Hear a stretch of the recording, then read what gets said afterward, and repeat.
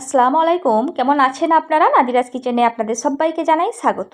আজকে বানাবো রমজান স্পেশাল চানা চাট। চানা চাট আমরা অনেকভাবেই বানিয়ে থাকি। আজকে আমি যে পদ্ধতিতে বানাচ্ছি, বানানো খুবই সোজা আর খেতে হয় অনেক বেশি মজার। ইফতার প্লেটে এই ধরনের এক প্লেট চানা চাট থাকলে কিন্তু আর বিশেষ কিছুই লাগে না। প্রথমে একটা মিক্সিং বোল নিয়ে নিয়েছি আর তার মধ্যে দিয়ে দিচ্ছি হাফ কাপ করে সেদ্ধ মটর এবং ছোলা। মটর এবং ছোলাকে ওভারনাইট ভিজিয়ে রেখেছিলাম, তারপর প্রেসার কুকারে একটা সিটি দিয়ে সেদ্ধ করে নিয়েছি, তারপর এখানে ব্যবহার করেছি।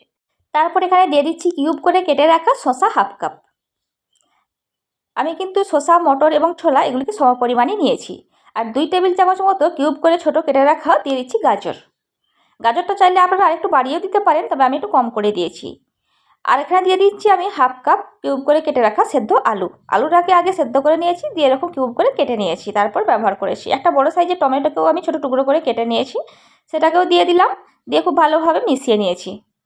তারপর এখানে একটা বড় সাইজের পেঁয়াজ নিয়েছি আর পেঁয়াজটাকেও ছোট টুকরো করে কেটে রেখেছি, সেগুলিকেও দিয়ে দিচ্ছি। আর একটু পেঁয়াজ বাঁচিয়ে রাখছি গার্নিশিংয়ের জন্য। 1 টেবিল চামচ দিয়ে দিলাম কুচনো কাঁচা লঙ্কা, 1 টেবিল চামচ ধনিয়া পাতা কুচনো দিয়ে দিলাম, দিয়ে সব কিছুকে খুব ভালোভাবে মিশিয়ে নিচ্ছি। এরপর এখানে অর্ধেক পাতিলেবুর রস দিয়ে দিচ্ছি। ঝালটা আপনারা কিন্তু আপনাদের স্বাদ মতো দিতে পারেন। পাতিলেবুর রস দেওয়া হয়ে গেছে। এরপর দিয়ে দিচ্ছি অল্প একটু গোলমরিচের গুঁড়ো। খুব বেশি দেওয়ার দরকার নেই, অল্প একটু দিলেই হবে। তারপর এখানে দিয়ে দিচ্ছি হাফ চা চামচ মতো আমচুর পাউডার। আমচুর পাউডার যদি না থাকে কোনো সমস্যা নেই, সেই ক্ষেত্রে আপনারা এখানে চাট মশলাটাও ব্যবহার করতে পারবেন হাফ চা চামচ, কিংবা শুধু লেবুর রসটাও ব্যবহার করতে পারেন। দিয়ে সব কিছুকে খুব ভালোভাবে মিশিয়ে নিচ্ছি।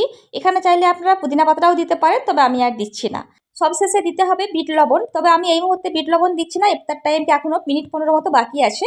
এটা ঠিক খাবার আগের মুহূর্তেই লবণটা দিতে হবে, না হলে কিন্তু জল ছাড়তে শুরু করবে আর খেতে একেবারেই ভালো লাগবে না। এবার আমি এই চানা চাটটিকে একটা সার্ভিং প্লেটের মধ্যে তুলে নিচ্ছি। বাড়িতে অবশ্যই এই রেসিপিটা একবার হলেও বানাবেন, তারপর আমাকে কমেন্ট করে জানাবেন রেসিপিটা আপনাদের কেমন লেগেছে। ভালো লাগলে অবশ্যই একটা লাইক দেবেন।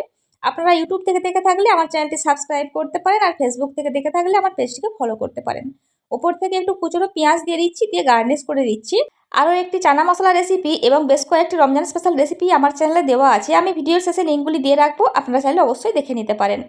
আপনারা যদি আমার ফেসবুক পেজ বা ইনস্টাগ্রামে যোগ দিতে চান, আমি ডেসক্রিপশনে লিঙ্কটা দিয়ে রাখবো, আপনারা চাইলে অবশ্যই যোগ দিতে পারেন। ভিডিওটা এখানেই শেষ করছি। ভালো থাকবেন সবাই, আমাদের দোয়া করবেন, আমার রেসিপিগুলি দেখবেন। খোদা হাফেজ।